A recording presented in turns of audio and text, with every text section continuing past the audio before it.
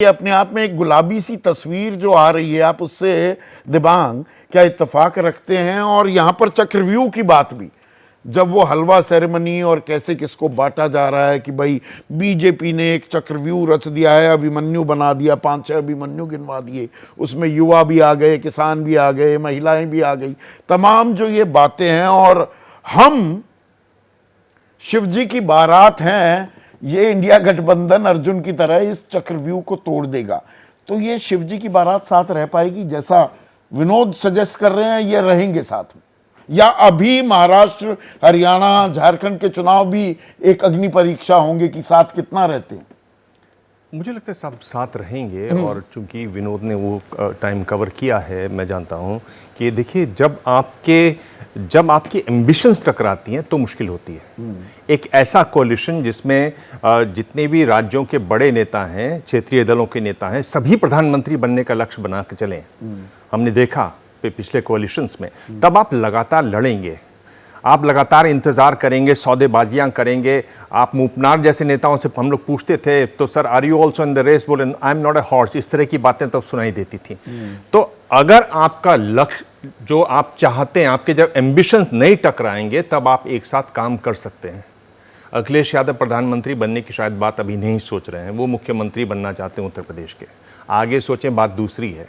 महाराष्ट्र में मुख्यमंत्री रहे हैं उद्धव, वो बनना चाहेंगे। उत्तराधिकार की, असली नकली की भी लड़ाई है, औरंगजेब और अब्दाली तो आ गया, पर दरअसल लोकसभा में ज्यादा सीटें कांग्रेस ने जीती। 4 नंबर की प्लेयर पहले नंबर की प्लेयर बन गई जी। वहां एक थोड़ा सा कहानी में ट्विस्ट है ना। हाँ, उसमें आप जो उल्लेख कर रहे हैं कि एक प्रवक्ता ने, राष्ट्रीय प्रवक्ता ने कहा, देखिए ये पोजीशनिंग है। हाँ। और ये पोजीशनिंग हमने पिछली बार भी देखी थी। हाँ। तब भी ये हुआ था, बीजेपी की तरफ से कहा गया था भाई इन्होंने लड़ना शुरू कर दिया है, लेकिन हमने देखा है फाइनली ऊपर के स्तर पर ये बात नहीं है। मुझे लगता है पोजीशनिंग फिर दिखाई देगी उस स्तर पर, राष्ट्रीय प्रवक्ता के स्तर पर अगर आप शीर्ष के नेताओं को देखें तो मुझे लगता है कि उसमें क्लैरिटी नहीं, मैं लड़ाई की बात इसलिए कर रहा हूं क्योंकि देखिए एक लड़ाई उत्तर प्रदेश में बीजेपी के अंदर लड़ी जा रही है, उसमें अध्याय में अध्याय जुड़ते जा रहे हैं। यह बीमारी पहले इंडिया या विपक्षी खेमे की होती थी। तो आपने अच्छा किया यूपी का उल्लेख किया, क्योंकि यूपी की जो लड़ाई वो मेरी बात को सही साबित कर रहा है।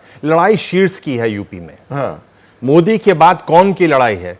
प्रधानमंत्री पद बनने की लड़ाई है। उधर राहुल के साथ लड़ाई नहीं है, उधर इस तरह की लड़ाई नहीं है। हाँ। वहां क्लैरिटी है। उद्धव नई दिल्ली नहीं आना चाहते हैं, उद्धव महाराष्ट्र वहां मतलब अखिलेश यादव को पता है राहुल गांधी को यूपी से कोई लेना देना नहीं, और पर मैं 37 सीटें राहुल गांधी की वजह से लेकर आया। बिहार में ही रहेंगे। हाँ। है ना। हाँ। पहले की तरह से नहीं है कि मुलायम यहां प्रधानमंत्री बनना चाहते थे। कितनी कोशिशें की उन्होंने, हरकिशन सिंह सुरजीत के साथ हम लोग रात रात बैठे रहते थे वो जब उनके बनने की बात थी। तो इस तरह की लड़ाई वहां नहीं है। ये अभी ये विपक्ष के लिए साफ है। बीजेपी के साथ होकर तो गाहे बगाहे बिना कोई ऐसी गंभीर चर्चा या प्रयास किए बिना कुछ चीजें, कुछ गोटियां विपक्ष की अपने आप सेट हो रही हैं, आप ये कह रहे हैं क्या? और ये हमने पिछली बार चुनावों में देखा। हाँ। वरना आप देखें जिस तरह से जब बातचीत हुई, इंडिया गठबंधन बना ही नहीं है। यूपी में समाजवादी पार्टी कह रही थी हम 24-25 सीट पे तो लड़ ही रहे हैं, जीत गए 37, है ना। तो वही मैं कह रहा हूं कि वो बात क्यों नहीं साबित हुई, इसलिए जो आप सवाल पूछ रहे हैं वाजिब सवाल है, पर मेरे ख्याल से उसका जो जवाब है वो इसी में दिखाई देता है कि पदों की, एम्बिशंस की लड़ाई अभी नहीं शुरू हुई है। जब तक वो नहीं शुरू होती है, इन लोग साथ साथ रहेंगे। तब मुश्किल क्या है? अगर एम्बिशन की मेरी और आपकी लड़ाई न हो तो अभी हनीमून फेज चल रहा है विपक्षी एकता का। जब तक ये साफ रहेगा कि हमारी एम्बिशंस नहीं टकरा रही हैं, तब तक विपक्षी एकता का जो एम्बिशन जो हम दिखाई दे रहा है वो बिल्कुल साथ साथ रहेगा, उसमें कुछ प्रॉब्लम नहीं है। बीजेपी में प्रॉब्लम है क्योंकि वहां एम्बिशंस टकरा रही हैं। योगी अब सिर्फ योगी उत्तर प्रदेश की योगी नहीं रहना चाहते हैं, योगी अपना प्रभाव क्षेत्र बढ़ाना। और एक बड़ा सवाल मुंह बाय खड़ा है, बीजेपी भी जानती है, हु आफ्टर मोदी। हाँ, उससे पहले बड़ा सवाल यह है कि एक तरीके से समाज में आपकी उपयोगिता क्या है, आपका एम्स और लक्ष्य क्या है। जब आप साइकोलॉजी की बात करें तो ये जिसको इस तरह की समस्याएं होती हैं उसको आइडेंटिटी क्राइसिस कहते हैं। आप आइडेंटिटी क्राइसिस से गुजर रहे हैं।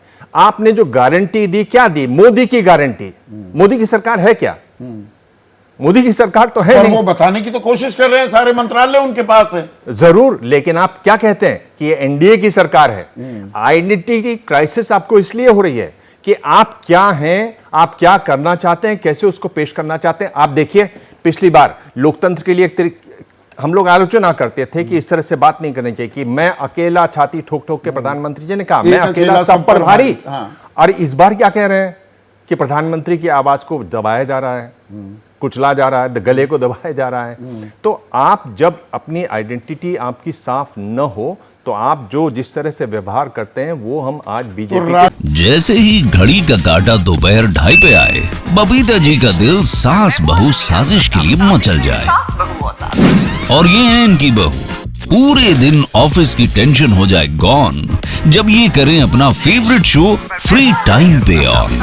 इनकी तरह आप भी देखिए अपना फेवरेट शो अपने टाइम पर और डाउनलोड कीजिए एबीपी लाइव ऐप अपने स्मार्ट टीवी पर।